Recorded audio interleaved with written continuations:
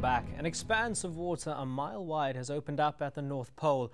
It's an expanse of water not seen in 50 million years, and scientists can't agree on whether the cause of the melting is natural or man-made. But they do agree that the hole over the polar ice cap is getting bigger.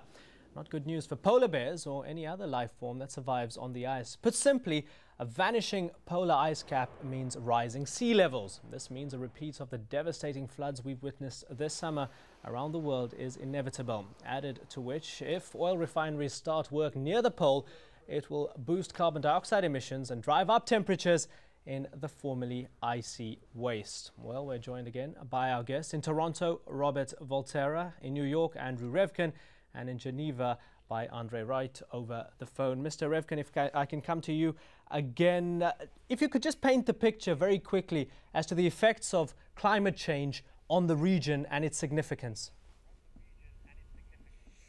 The sea ice this summer pulled back and is still pulling back to a level that hasn't been seen since satellites have been monitoring the Arctic. There have been periods in the past that have been as warm, and there's probably periods as recently, even as possibly 8,000 years ago, when there was much less ice in the summertime on the Arctic Ocean. But right now, certainly in human experience, this is the first time we've seen this kind of open water up there. And it's very meaningful if you're a shipper. It's very meaningful if you're a polar bear. And it really does imply the Arctic is in a state of change that's going to really affect a lot of global affairs. The sea ice, one thing that's important to remember is the ice floating in the ocean doesn't contribute to the rising sea levels. The ice in Greenland, which is all heaped up on land, can add 20 feet to global sea levels. So there is a complex situation up there. But when you have warmer temperatures, you have more melting. That's kind of basic physics.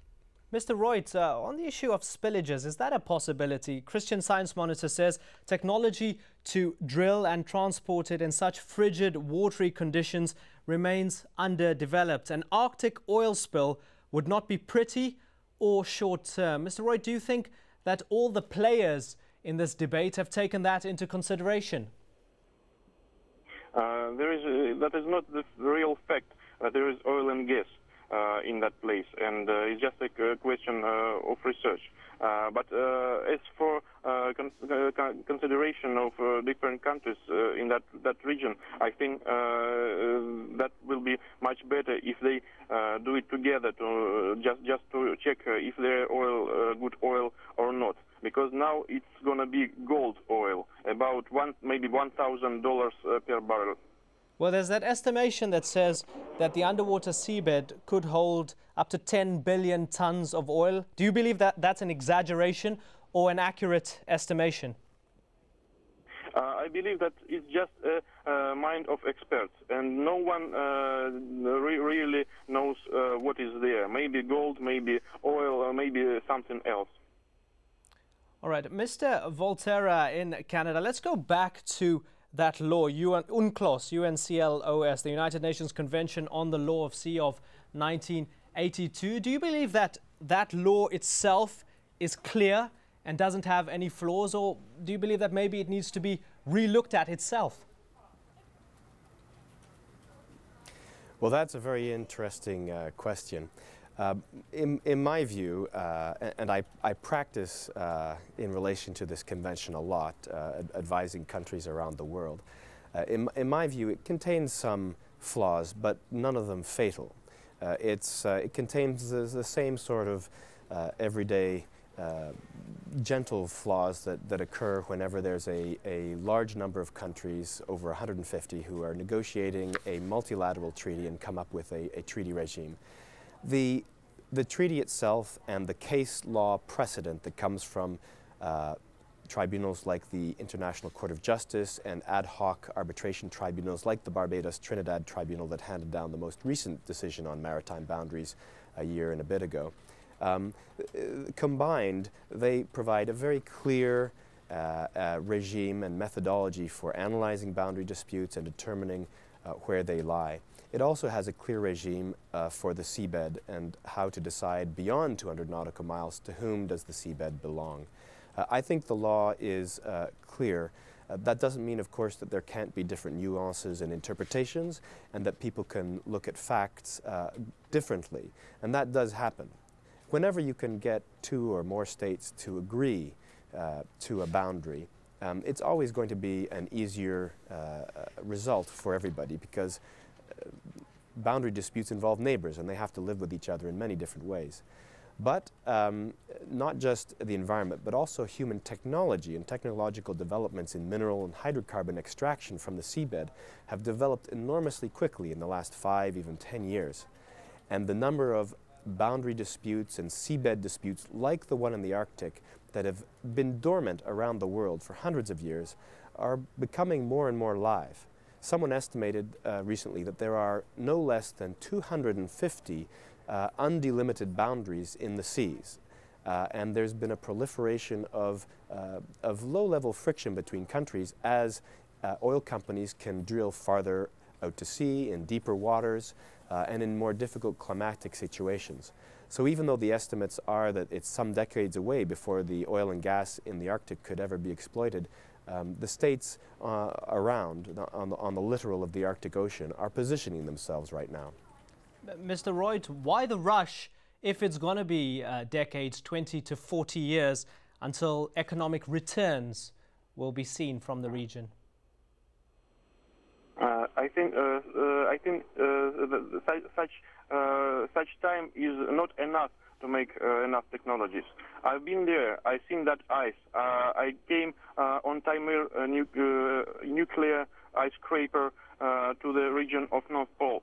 And I've seen that there is too difficult, and that is not my mind, it's mind of scientists, that it's too difficult to get it there.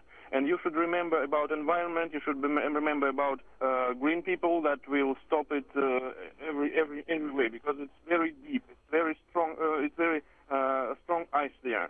But one more thing.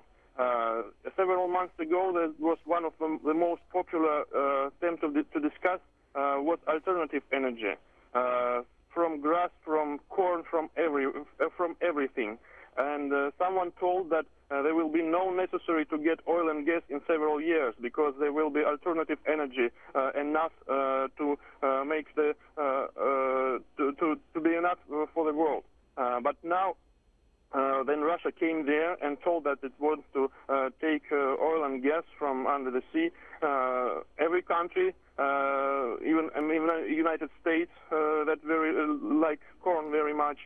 Every country now started to think about how to get oil and gas from there in 20 years, in 50 years, and sometime in the future. I think it's a very important thing, and it shows how important the oil and gas is for our civilization. Mr. Revkin, as we heard earlier on, there are many varying interpretations of the law, and that in 2009 many of these countries will be making their claim. How do you see things unfolding? Which party needs to compromise or compromise the most come 2009? Well, of course, it's hard to predict, but when you look at the geology of that ridge, it really does cross the ocean from the Arctic, the Russian side, to the to Denmark, to Greenland. You could see, if you look at a sea map, the Denmark end kind of sheared off 30 million years ago and shifted to the side a little bit. But it'll be science, it'll be interpolation, it'll be argument. I think I don't see warfare resulting from this fight over the seabed. I do see probably Denmark and Russia having to figure out, just as Norway and Russia have already figured out in the Barents Sea, a way to come to some compromise. And that's the great art of this international treaty making, is it ultimately has to involve compromise. Just so in 2009, I expect that that's what we'll start to see. All right, gentlemen, thank you very much for joining us. Robert Volterra, international lawyer specializing in territorial and land disputes from Toronto, Canada. Andrew Revkin, environmental correspondent for the New York Times in New York, the United States. And Andre Reut, financial journalist with the Evestia, on the phone from Geneva. Thank you very much, gentlemen. And thank you so much for joining us here on this edition of Inside Story. Bye-bye for now.